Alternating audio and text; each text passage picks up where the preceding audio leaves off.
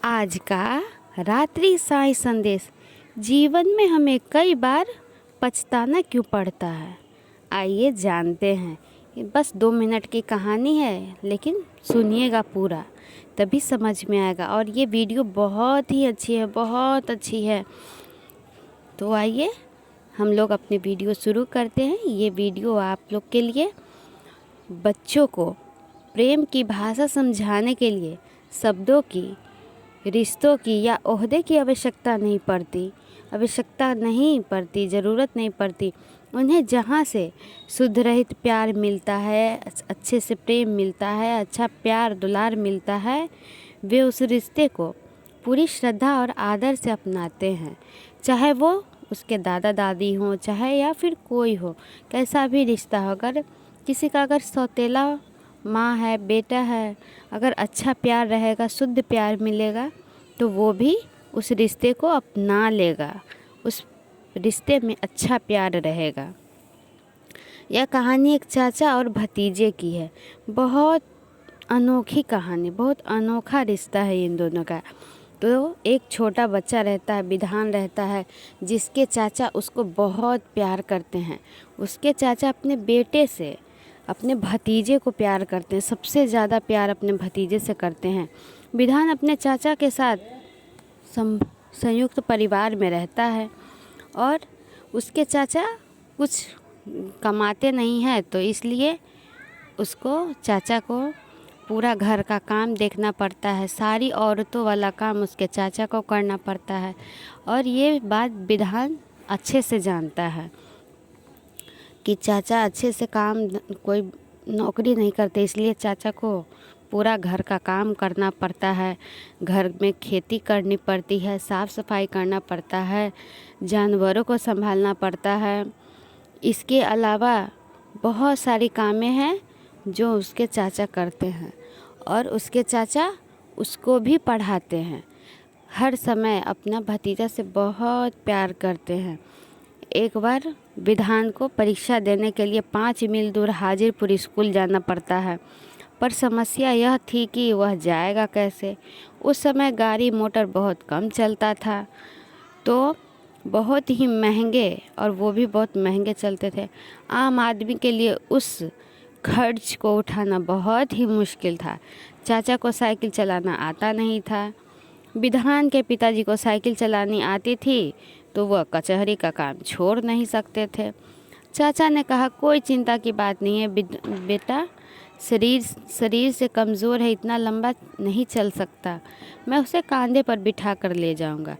केवल परीक्षा देने में ही नहीं, बल्कि पूरा महीना पहले से ही हाजीपुर स्कूल के एक शिक्षक के पास छात्रवृत्ति परीक्षा की तैयारी के लिए विधान को चाचा कंधे पर बिठाकर हाजीपुर ले जाते थे। चाचा चप्पल भी नहीं पहनते थे, क्योंकि उस समय के लोग चप्पल नहीं पहनते थे। मतलब खेती बाड़ी करने वाले लोग चप्पल नहीं पहनते थे। माना जाता है कि सिर्फ दफ्तर जाने वाले लोग चप्पल पहनते थे। तो उसके चाचा उसको कंधे पर बिठाकर ले जाते थे हाजीपुर, और जब कंधे पर बिठाकर लौटते समय चाचा से पूछते थे, चाचा विधान से पूछते थे कि बेटा, तुम्हें कोई परेशानी तो नहीं है। विधान बोलता था, मुझे क्या परेशानी होगी चाचा जी, चल तो आप रहे थे पूरा दिन गर्म ज़मीन पर, मैं तो मज़े से आपके कंधे पर बैठा था। चाचा कहते हैं, पर पढ़ाई तो तू कर रहा था बेटा, दिमाग का काम करने में बहुत थकान होती है ना बेटा, मैं तो दिमाग का कोई काम नहीं करता, मुझे तो कोई परेशानी नहीं है, लेकिन आपके पैरों में कष्ट तो होता होगा। वह कहा। एक दिन ऐसे ही बात चल रही थी। विधान ने रोते हुए स्वर में कहा, चाचा, मुझे कंधे पर ढोते ढोते आपके पैरों में छाले पड़ने का बहुत दुख है मेरे मन में। क्यों दुख है रे पगले? बड़ी नौकरी जब करने लगेगा तो क्या तुम मुझे एक चप्पल भी नहीं खरीद करके दे सकता? तो विधान कहता है, हाँ चाचा, मैं आपको चप्पल दूंगा, पर क्या आप उसे पहनोगे ना? तो उसका चाचा कहता, हाँ बेटा, क्यों नहीं पहनूंगा, जब तुम अपने पैसे से मुझे चप्पल खरीदोगे तो मैं ज़रूर पहनूंगा। चाचा ने बहुत ही आत्मविश्वास के साथ कहा। जब विधान को छात्रवृत्ति मिली, वो परीक्षा में पास हो गया, उसे छात्रवृत्ति भी मिली और देखते ही देखते उसकी नौकरी लग गई, उसकी शादी हो गई, उसके बाल बच्चे भी हो गए। फिर वह अपने चाचा के पास थोड़ा कम ही आने जाने लगा, लेकिन फिर भी चाचा उसे संदेश में कुछ न कुछ उसको भेजते ही रहते थे। चावल दाल हर एक चीज़ उसके चाचा उसको भेजते थे और विधान भी अपने चाचा को भेजता था, फल फूल खाने को भेजता था। देखते ही देखते चाचा बूढ़े हो गए। अब वह शहर नहीं जा पाते थे। विधान बाबू भी अपना नौकरी और बच्चा की परवरिश में उलझ गए थे। अब उनके पास इतना भी समय नहीं था कि बूढ़ा चाचा चाची से मिलने गांव के लिए आ सके। पर फिर भी एक बार चाचा की तबीयत बहुत ख़राब हो गई और गांव के सभी लोगों ने उनका अंतिम समय आ गया ऐसा सोचा। तो विधान बाबू को खबर की। विधान तुरंत ही आया अपने शहर से चाचा को मिलने। चाचा की बातें सुनकर विधान के मन बहुत करोड़ हुआ। चाचा कहते हैं कि विधान बेटा, तुमने तो नौकरी कर ली, लेकिन तुमने मुझे अभी तक चप्पल नहीं पहनाई। मैं तुम्हारे चप्पल की आस में अभी तक राह देख रहा हूँ। लेकिन विधान बाबू सोचने लगे कि इनका अगर अपना बेटा होता तो ये हमसे ज़रूर अच्छे से बात कहते। न चाचा ने कभी याद दिलाया, न मैंने खुलकर कभी पूछा। बस यह सोच कर रह गया कि चाचा चप्पल पहनकर कहाँ जाएंगे, क्या सच में पहनेंगे भी। बचपन का वो निर्मल प्रेम व्यस्क जीवन में हिचकिचाहट में दब कर रह गया। खैर विधान बाबू उसी दिन चाचा के लिए एक जोड़ी चप्पल खरीद करके ले आए। उनके मन ही मन सोचा कि इस बार चाहेंगे तो पैर की सूजन भी ख़त्म हो जाएगी। चाचा के पैरों में जब वह चप्पल पहनाया, चाचा तो कुछ ही देर पहने, उसके बाद उसके चाचा मर गए। फिर जब उसके चाचा मर गए तो वह अपने चाचा का चप्पल लेकर अपने पास शहर चला आया। शहर आने के बाद वो उस चप्पल को रोज़ देखता था, उस चप्पल की रोज़ पूजा करता था और अपने चाचा को याद करता था। क्या रिश्ता था उस चाचा भतीजा का, बहुत अच्छा रिश्ता था, बहुत अच्छा।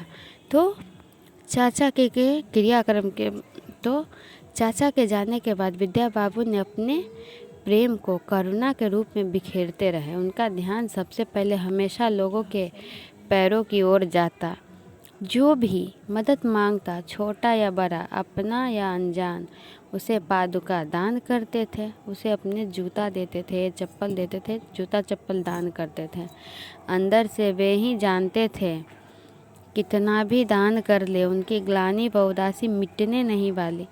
पर अब उनके पास कोई और चारा भी न था।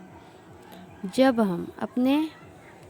हम अपने माता पिता या बड़ों की देखभाल करने का अवसर चूक जाते हैं, जिन्होंने हमेशा हम पर अपना प्यार बरसाया, उन्हें उनके ढलते वर्षों में खुशी और आराम देने का अवसर खो देते हैं, तो उनके जाने के बाद हमारे पास पछतावे के अलावा कुछ नहीं बचता और उन लोगों की सेवा करने की कोई सीमा नहीं होती जिन्होंने हमें बहुत प्यार और बलिदान के साथ पाला होता है।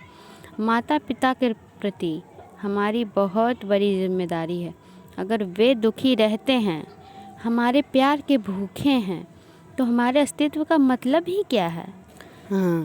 तो अगर हम पूरी दुनिया में समन्वय बनना चाहते हैं तो यह तब तक नहीं हो सकता जब तक कि हम एक दूसरे की देखभाल नहीं करते। अपने परिवार से आइए शुरुआत करते हैं। क्यों ना हम भी इस चाचे भतीजे की तरह अपने परिवार में एक ऐसा रिश्ता बनाए सभी के साथ, जो प्रेम का रिश्ता हो, जो कभी भी किसी भी समय हम लोग के लिए कुछ भी करने के लिए तैयार हो जाए। चाहे हम लोग ही किसी के लिए कुछ भी करने के लिए तैयार हो जाए। तो ऐसे ही वीडियो पाने के लिए हमारे वीडियो को लाइक शेयर सब्सक्राइब कीजिए और कमेंट में ओम साईं राम ज़रूर लिखिएगा। आप सभी को शुभ रात्रि, शुभ रात्रि, शुभ रात्रि।